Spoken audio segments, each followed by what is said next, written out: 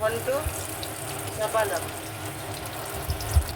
কড়াইয়ে তেল দিয়ে দিয়েছি, তার মধ্যে পেঁয়াজ কুচি দিলাম।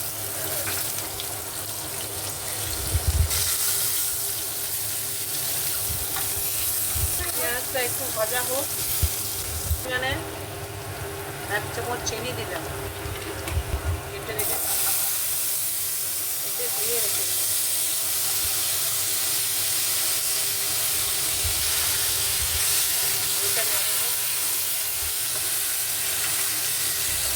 আলুটা একটু ভাজা হয়ে যাক।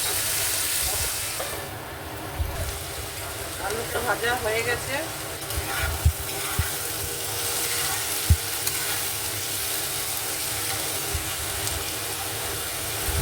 আদা বাটা দিয়ে দিই,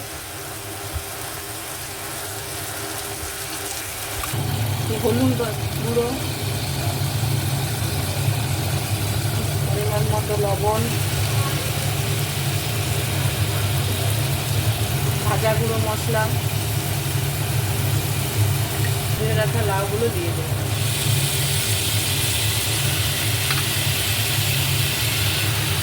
নেড়ে নিই,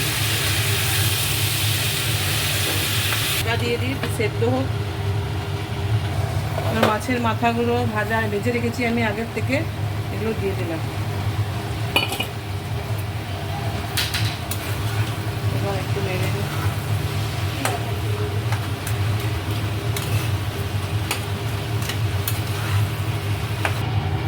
ঢাকা খুলে দেখি, লাউয়ের তরকারি আমাদের রেডি। এবার আমরা ঢেলে রেখে দেবো।